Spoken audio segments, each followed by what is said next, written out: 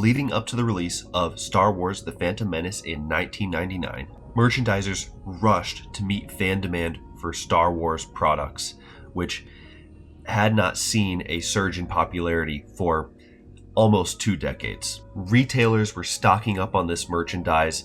They had no idea what to expect as far as people clamoring for Jar Jar Binks products and Darth Maul apparel. The film debuted with a mixed reception, though what happened next may have occurred even if the film was universally praised. Those Jar Jar Binks Pez dispensers and Darth Maul hoodies would gather dust on shelves for years to come. When it came time to stock shelves for Attack of the Clones in 2002, retailers said, no thank you. They still had 3-year-old merchandise gathering dust. In cases like this, retailers get scared. Unsold products mean no profit, and sometimes even selling at a loss. Industry insiders overreact to prevent repeated mistakes, and merchandisers suffer from smaller orders the next time around. Nobody wants to give shelf space to a franchise that's old news. Lego's proprietary brand BIONICLE was rebooted in 2015. The sets returned to retailers globally, but going into the second half of 2016, sales had already dropped off. Most retailers opted out of the final wave of BIONICLE G2 sets, all except for the dying retailer Toys R Us, which became the only place that you could get those Lego sets. That final wave is very hard to come by and very expensive on the aftermarket today, all because nobody wanted it. This may explain Lego's hesitance to revive the brand even now, 10 years later. Lego has produced products for a wide varieties of franchises and licenses. There have been some real stinkers. Standalone films like The Prince of Persia and Lone Ranger obviously underperform as Lego sets, much like they underperformed at the box office. But what happens when a previously reliable franchise becomes a clearance curse for the Lego group? Lego Batman sets have been produced since as early as 2006. Lego sets depicting the larger scope of DC Comics superheroes and supervillains only started in 2012, which was just in time to tie in with the DC Cinematic Universe, which was starting around that point in time. Man of Steel had 3 sets as well as a polybag. We've got sets which focus on the battle between Superman and Zod, including additional side characters like Zod's army of Kryptonians. I like this polybag. This is pretty unique. Jor-El, Superman's dad. Now that was all in 2013. It wouldn't be until 2016 that we'd get the next installment in the DC Cinematic Universe, which was Batman v Superman. For this, we got a couple more sets because it incorporated other prominent superheroes in the DC universe like Wonder Woman and Batman. They kind of bit off more than they could chew with the cinematic universe pretty early on. They did not want to do what Marvel did and make all these individual movies that tied together. They wanted the second movie in the entire saga to just already basically be the core of the Justice League teaming up. This set doesn't have Superman at all. This is just an excuse to do another Batmobile. Here is sort of the titular set of the movie because you've got Batman v Superman, as the name of the movie implies. They did a little Batmobile polybag, and this one's pretty interesting. This is probably the most unique set of the movie in my opinion because it's sort of set in this flash forward nightmare universe, and so we get a very unique version of Batman as well as the first parademons. Although actually this set didn't come out until 2016. This instead of coming out in 2016, this set is based on this movie but didn't come out until 2018, so I guess this probably wasn't the first time we got parademons. We did not get any sets for the Suicide Squad movie, which came out also in 2016, but what we did get was sets that sort of loosely tied in with the Suicide Squad, basically representing the characters in their comic iterations, Katana being a prominent figure in the movie, plus we got Captain Boomerang, Killer Croc, Harley Quinn, huge deal, Deadshot. Now this Harley Quinn minifig came way later. This was in Apocalypseburg. This figure goes for quite a lot of money. Let's see. Yeah, this figure itself is probably like $200. Harley Quinn and Deadshot came in this set, and then Katana, Captain Boomerang, and Killer Croc came in this set, which also happened to include Jason Todd, Red Hood, which that figure is probably the most desirable out of this bunch, but people do like the big fig Killer Croc. It's kind of a good scale factor to do that character in. But one reason that they probably didn't do sets for the Suicide Squad movie is because that was rated R. Yeah, that movie, they changed the tone around a lot during the production, but one thing that was for sure is that it was not going to be aimed at even a PG-13 audience. So Lego wasn't going to cash in on that. They either didn't want to advertise an R-rated movie for kids, or they don't think it's financially useful to tie sets for kids in with a R-rated superhero movie. So the DC Cinematic Universe, as I've been calling it, I guess officially it's called the DCEU, DC Extended Universe. I feel like they changed that name around a couple times. We've got this just one set for Wonder Woman, which, I mean, at least it got a set. It's a pretty good set too that captures like a big action scene from the movie. But then later in 2017 for the Justice League movie, we got 3 sets. This one focuses on Aquaman. I like the colors in this set, as well as the fact that you get kind of 2 armies that you can build up. It kind of incentivizes you to get multiple sets. Plus this, where you finally got Flash being represented in the DCEU, as well as some parademons. And this isn't a super strong vehicle for Batman, and a mother box, which is like a central MacGuffin of the movie. Now this is like the star set of Justice League, the Flying Fox, which has the whole Justice League except for Flash. I guess you got to buy that other set if you want Flash, as well as an awesome take on the Batmobile, as well as your villains here. For the Aquaman movie, which oddly enough came out after Justice League in 2018, we just got this one set here. Now it's nice to get Black Manta, but this is kind of a small scale set. At least it got a set. Then for Shazam, all we got is this one poly bag. That's the next movie in the DCEU, came out in 2019, and it's just this one Shazam, and it's nothing exclusive. They basically took the Shazam minifigure, which was going to or already had appeared in another set, removed the hood, gave him hair. This is very loosely based in the DCEU. One thing that probably really grounds it to be tying in with that is just that it uses this logo here. But I mean, just like with the Suicide Squad minifigures, you don't have to produce something for the movie to kind of tie in with the movie. Birds of Prey was the next movie in the DCEU that came out in 2020. This is another R-rated film, so it makes sense that that didn't get any sets. Then came Wonder Woman 1984, which got one set. It includes the villains. This set kind of warmed shelves. This was gathering dust for a while. I'm pretty sure you can still get it for probably lower than MSRP. Then in 2021, we got Zack Snyder's Justice League, which was sort of like a reconfiguration of Justice League with additional scenes cut. Zack Snyder had to leave production on Justice League, so they redid it. It kind of makes sense that you wouldn't produce sets for director's cut, basically. It's not like a whole new movie. Also, The Suicide Squad came out in 2021, and that was another R-rated movie. It is kind of in a gray area between the DCEU and the current DC movies that are coming out right now, and it makes sense for them not to produce any sort of sets for that movie because, again, R-rated, Suicide Squad. But then Black Adam in 2022, that movie really lent itself to be made into Lego sets, but I think this is the point where Lego started to feel a little burned because they didn't produce a single set for that movie. And there were a lot of people, including The Rock, who thought this was going to be a smash hit.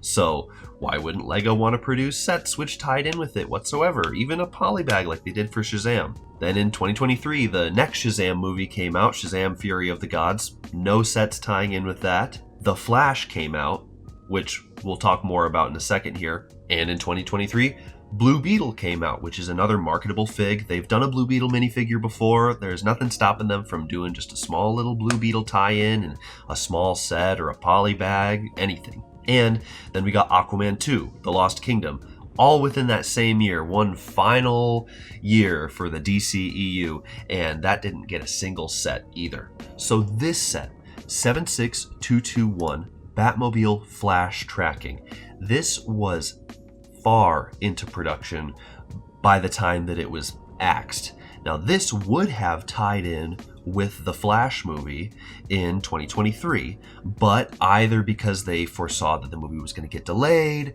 controversy surrounding Ezra Miller and the film itself, this set was completely shelved. Which is interesting because I don't know of many other sets that have gotten this far down the production rabbit hole and then ended up just not coming to fruition. This guy on Reddit has a printed Flash helmet which would have been included in that set. And this is what the set would have looked like too. It would have had Supergirl, Flash, and Batman. And that Batmobile, that looks a little familiar. 76224 is Batmobile Batman versus the Joker. This set was on shelves. This set did well. But what they did was they completely took it out of the DCEU, put basically Jack Nicholson Joker in it, and I think that this, by many, is considered to be really a Batman 1989 set, which in a loose way it is. In 2025, DC's movies, their whole universe started fresh, started a new slate with Superman. Only one set tied in with this movie at all, and it could honestly be a coincidence. I shouldn't say that, because they knew that they should have some sort of Superman set available for the launch of this movie, but it's this tiny little $14.99 mech of Superman versus Lex Luthor, who is the villain of the movie. But this is all that this brand new beacon of light for the DC movie franchise. And this is all that Lego decided to create in honor of that. DC movies obviously have a hit or miss track record, but Marvel movies have enjoyed a longer duration of being critically acclaimed, especially since the inception of the Marvel Cinematic Universe, or MCU. Starting with the Avengers in 2012, Lego began producing sets to tie in with the Marvel Cinematic Universe. We got a lot of sets focusing on Loki because he's the main villain of that movie, got stuff with the Hulk in it. This stuff's got a very toyetic quality. Even if some of the stuff in these sets did not really appear in the movie, they made for good sets. Even though they didn't get the chance to produce sets for the first Iron Man movie or the second Iron Man movie, by the time the third Iron Man movie came around, they were making stuff to tie in with that. The next MCU movie to receive 0 set coverage was Thor: The Dark World in 2013. But for the next 11 years, every Marvel movie received at least one set. It wasn't until Deadpool and Wolverine in 2024 that there was another movie which received 0 coverage in Lego sets. But that's the 34th MCU movie, but the first MCU movie to carry an R rating. So not producing sets for an R-rated movie is entirely understandable. Yet Thunderbolts, which came out in 2025, also received no sets. For Ant-Man and the Wasp: Quantumania, that movie sort of underperformed, and all that Lego produced for that movie was this one set, which is really loosely tied in with that. The next worst performing movie in the MCU would be Shang-Chi, and they tied in with that movie quite a bit with, I guess there's just 2 sets, but they did a polybag later on. But then for Eternals, which is one of the most underperforming MCU movies, Lego rolled out the red carpet. They got this massive set which reached clearance, and it's got almost the whole group of Eternals in there, as well as some of what you think are the villains throughout the movie. You've got this set, which also was heavily clearanced. I think the last one, and then definitely this one, I saw on clearance at Costco. And if Costco prices aren't low enough that they have to discount it further than what they're already asking, then you know that nobody's interested in Arashem's Shadow, the Deviant Ambush. This movie, Marvel thought they were cooking. They put all of these actors up for Oscar contention. They ran little campaigns for the Academy to consider Kingo as it's like the only character in this movie that I know the name of, honestly. This set, super small set, still you'll find these parts in a lot of bulk lots. So that's 4 sets for the Eternals, which was probably 4 sets too many. Black Widow is the second worst performing Marvel movie. And that's understandable. This was a 2020 movie, and we all know 2020 was not a great year to go to the theaters. But this was coming off of the high of Infinity War and Endgame. And so they made that set as well as this one, which was sort of like a convention exclusive. But because 2020 wasn't a great year for going places, this set became really easy to come by. I like this white suit for Black Widow. And obviously Red Guardian's awesome. So they did a couple of these not so much convention exclusive sets, and this is probably the one that's retained the most value. How much is this worth? $81 used, $77. I don't know how Brickset's pulling these numbers. If I go over to Bricklink, I don't even know where that lines up. But then the most underperforming MCU movie of all time would be the sequel to Captain Marvel, The Marvels, which tied in with two characters only known from Disney Plus series, as well as 3 cats. I do like cats. Maybe I was wrong about this movie. Anyways, I've got some stats. We've got the average sets per movie for the MCU by phase. So phase 1 had already started before Lego picked up the license. So the average number of sets per movie is just 1, because there's 6 movies and 6 sets, but then again, Lego started late. Phase 2 was the first phase of the MCU, which was fully licensed. Now, if you're not familiar, Marvel movies are separated by phases. They did a group of movies, that's phase 1.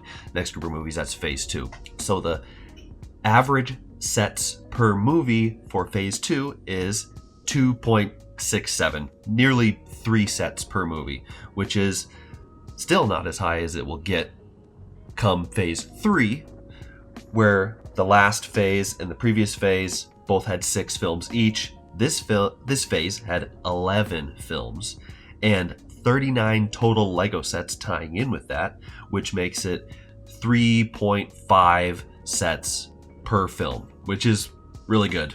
And honestly, I hope that Marvel, the Marvel board meeting with the Lego team appreciate that was a high point for their cooperation and collaboration, because from that point on, it is all downhill. Phase 4 had 7 films and 18 Lego sets, so we're back to 2.5. It's not terrible yet. But then Phase 5 had 6 films and 6 sets, so we're back to pretty much worse than we even started off with. And now Phase 6 has 1 movie so far and 1 Lego set, so we're tied with the last phase. Hopefully it couldn't get any worse from here on out. What I've kind of mapped out with this is that there's sort of a rise where like, oh, we can make more and more sets. We can make all the sets we ever wanted.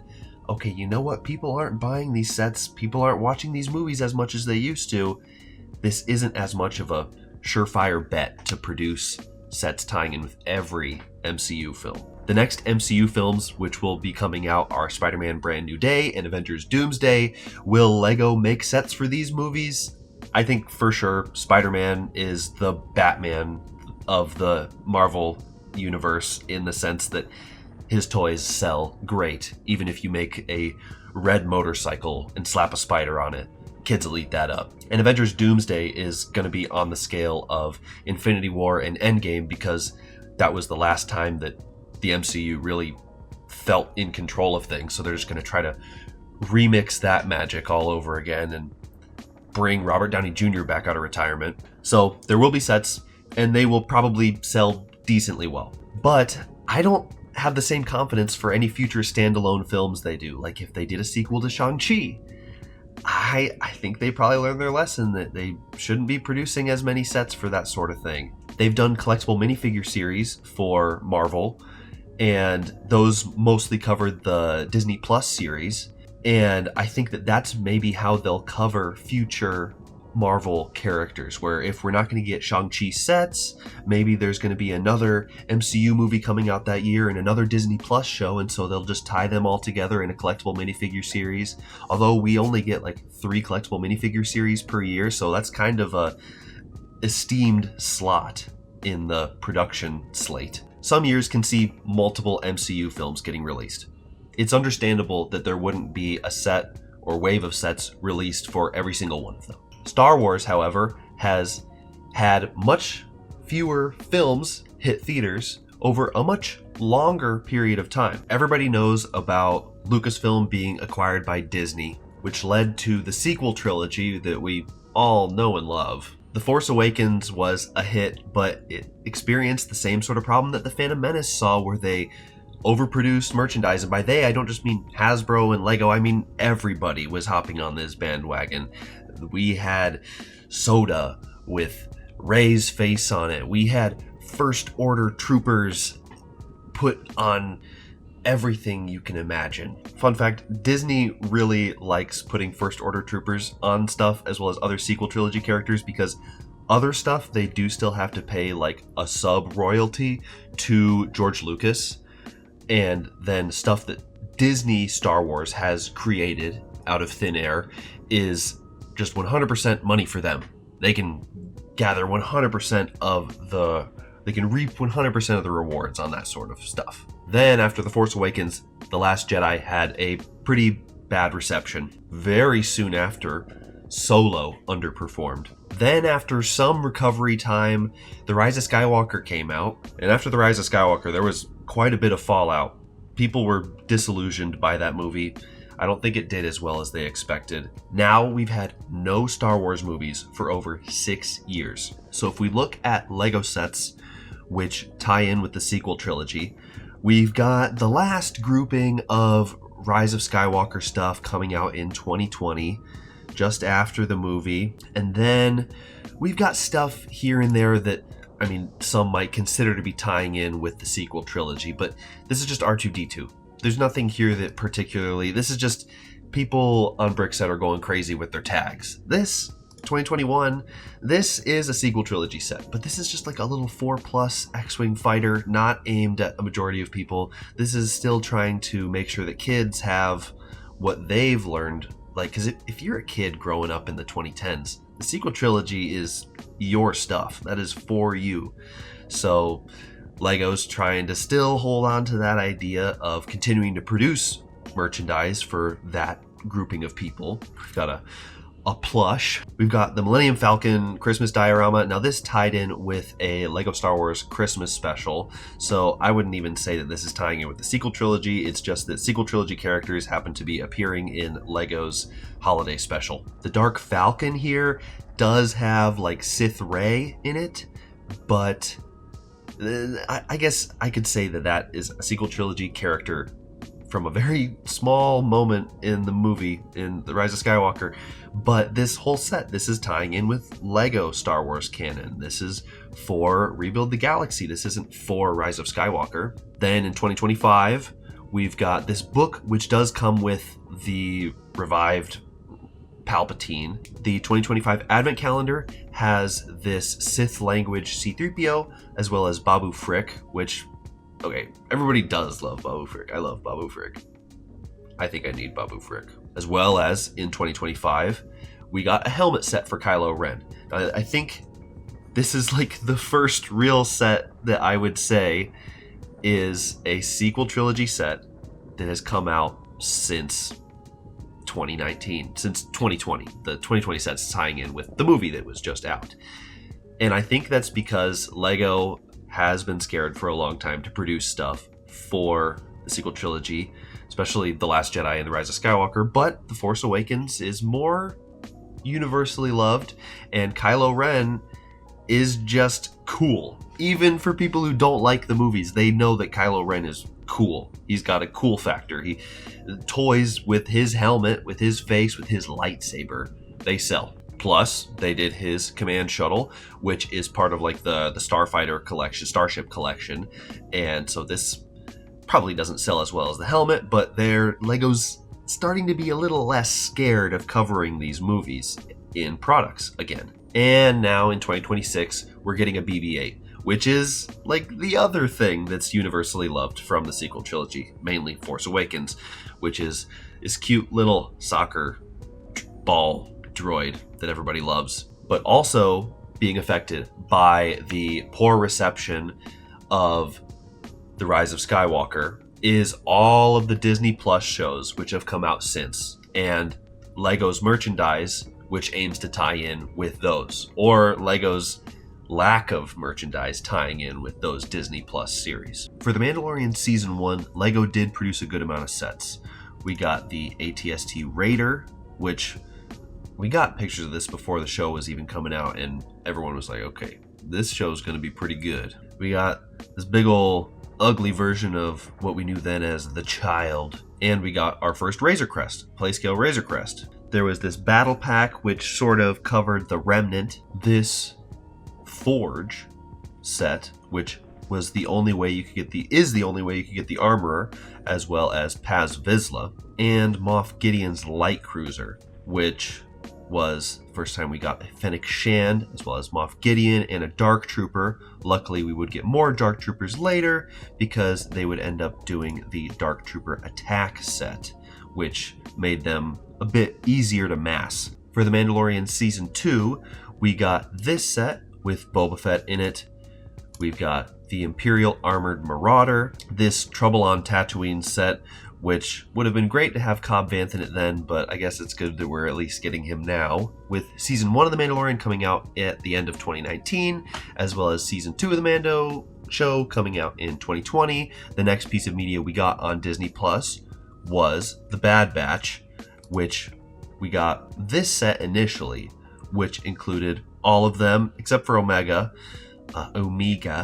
and this set did pretty well, especially now that it's no longer on shelves. Gosh, people are clamoring for this set. I think we all assumed they'd do a little bit more stuff for the Bad Batch. And then this set, which did come out a bit later, but is technically still based on events which occurred in Season 1, is Cad Bane's Justifier. Now this one, I've talked about this on the channel before, where it didn't really get a chance to go on sale, and nobody was really buying it. So then what ends up happening is, even though this set didn't really do well during its lifetime, it's now super sought after. The next show that we got on Disney Plus for Star Wars was Star Wars Visions, which was not something that was covered by Lego. I guess that makes sense. It's not really canon, but when has that stopped them before? It's a hodgepodge show. Every episode, it's like an anthology thing. It's all different, completely different art style every episode. Sometimes it's a musical, sometimes it's a samurai cartoon, which puts movies to shame. The Book of Boba Fett, we ended up getting this set, which is the throne room, which this kind of, I think is based on, like, it was like a post-credit scene for Mando, which shows Boba taking over the Jabba's palace from Fat Bib Fortuna here. Then we got Mando's N1 Starfighter, which it's kind of weird to think about how this huge plot development for The Mandalorian happened like halfway through the Book of Boba Fett. It's basically Mandalorian Season 2.5. The next Disney Plus show was Obi-Wan Kenobi, and that got two sets. This set, which everybody loved, and this set that everybody hated. Then we got the first season of Andor, which gave us this set, and this set only. Although Andor is a show that's kind of aimed at an adult audience, it doesn't have a rating, like it's not R, but it's understandable that they would make this and go, you know, kids might not be all that interested. For Ahsoka Season 1, we're getting Season 2 eventually, they did all these sets, and they trickled them all out over a period of time. We've got this set, which is the only set that you can get Baylan Skoll and Shin Hati in. This set, which is awesome because I love Marok, as well as Hu Yang. And people had wanted this next one for a long time, a recreation of the Ghost. Now the Ghost from Rebels, that set had been going up and up in value. Now the only thing that's still worth an exorbitant amount from that set is Zeb, but hopefully we're getting another Zeb sometime soon. Then later on, they did this Duel on Peridia, which didn't sell amazingly well, but I think everyone still appreciates that it's another way to get Thrawn, which was, the previous version of him was just a to the moon fig. That was one that the price was just going up and up and up, and you could have bought him at what you thought was the peak, and there was just another peak after that. And we got Chopper, which I guess you could say this is a Rebels set. You could say it's an Ahsoka set. And we've got this Dark Trooper Battle Pack, which is cool because these troopers are cool.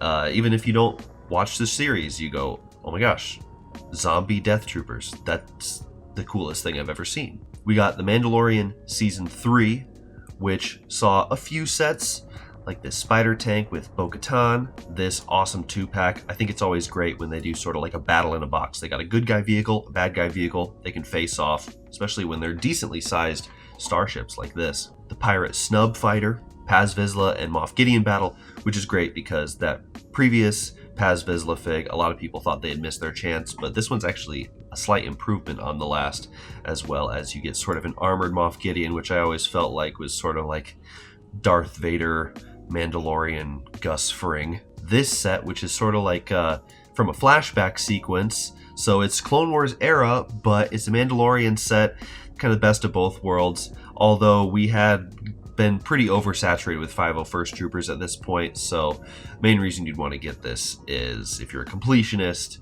or if you really wanted to get Jar Jar Binks as a Jedi. The Ambush on Mandalore, small little battle pack. This one, pretty good. A 4+ set that nobody asked for, except maybe your toddler. And we still get various Mando themed sets to this day. This is probably the most successful Disney Plus property.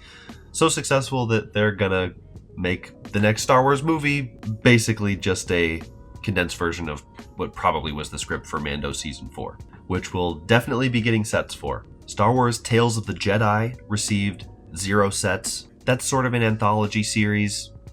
It's a small scale thing and it's all released in one day. It's not so much of a phenomena, so it makes sense that LEGO wouldn't think that that would have enough hype to drive sales towards these sets, but who knows if that's even something that matters all that much to them. They just want to produce more Star Wars product. So maybe even if the show had no hype, maybe if the show had 1 episode and was released in a single day, they'd still consider making products for it. Star Wars Visions Volume 2, no sets, yet again. The Bad Batch Season 2 and 3 got 0 sets, which is really weird because The Bad Batch is basically the kids show at this point in time. It's the Star Wars show that appeals to kids, if any of them do. Then we got Tales of the Empire, another sort of anthology series, no coverage of that. But for Andor Season 2, we did end up getting this buildable K2SO, which is great. You can see this as a Rogue One set as well, and the Rebel U-Wing Starfighter, which I think as Andor fans, like, we're used to being neglected, so we were just glad to get a U-Wing. We were glad to get Dedra. Lego Dedra, awesome. So why did some Disney Plus shows receive sets based on them and some didn't? I think it's possible that Lego is avoiding any of these shows that don't have like heroic vehicles, where it's like, this is what the good guy drives, this is what the bad guy drives, and then they chase each other and throw bombs at each other in outer space. They like the cute characters like Grogu, just like Groot. If you're a cute little baby version of an adult character and your name starts with Gur, then they will make toys about you. Plus toyetic villains. When there's a villain and you look at him and you go, I don't even know who that guy is, but he looks evil, that makes for a good toy. So if the show that's being covered doesn't have a clearly evil looking dude, then maybe he's not worth making a toy for. Star Wars returns to theaters in 2026 with The Mandalorian and Grogu. Lucasfilm is playing it safe, just like LEGO's been playing it safe, covering only the best source material from Disney Plus shows by taking the most popular Disney Plus characters and giving them a movie, as opposed to going out on a limb and making new characters, God forbid. LEGO will produce sets for this movie. We already know a little bit of information about those sets. But if the film were to feature less renowned characters, less household names, would LEGO potentially opt out of making sets for a whole Star Wars movie? Will the MCU's declining box office returns spell doom for the overall MCU LEGO sets? Phase 5 averaged just 1 set per movie. Was this a specific dip or sort of a long-term policy shift that they want to be more hands-off with this content? How will LEGO respond if The Mandalorian and Grogu movie underperforms in 2026? Would a disappointing theatrical run, which probably results in a disappointing sales for LEGO sets, result in sort of distrust between the current Star Wars content and LEGO Star Wars products? Would they then get even more out of sync? Will LEGO ever revive its blacklisted or low-performing themes, such as in-house stuff like BIONICLE or other licensed franchises which maybe are still in the public eye, I guess Avatar, that's a good example. Did Avatar Lego sets do bad enough that that's why they're not making sets for this next movie that's just recently come out? Or was that just a short-term franchise deal and they were never really approached to produce sets for this next movie? Is Lego's lower output of MCU sets, for example, driven by the retailers saying, no, thank you? Or is it Lego's own decision that, they don't want to produce a losing product? Are Target and Walmart demanding fewer tie-ins? Or is Lego choosing to avoid that risk by themselves? How much does Disney influence Lego's decisions for MCU or Star Wars tie-ins? Is this something that's coming down from the franchise lenders and saying, Lego, you need to make this, this, and that? Or is it more cooperative? I think that's something I want to explore in a future video, trying to pick apart the patterns where it's like, is this something they're being told to make, or is this something they've decided to make? How much inside knowledge are they being given by like the Lucasfilm Story Group? If you're interested in seeing that explored in a video, as well as other topics like this, make sure to like and subscribe. We're getting pretty close to 1,000 subs, which is awesome because when I was making videos before, I kind of got burnt out getting towards that goal, but I feel like it's just going to happen and that'll all be a thing in the past, and it'll just be about making content, talking about discussions, having Lego discussions that I want to have. Comment what you think. Am I blowing this all out of proportion? Thanks for watching.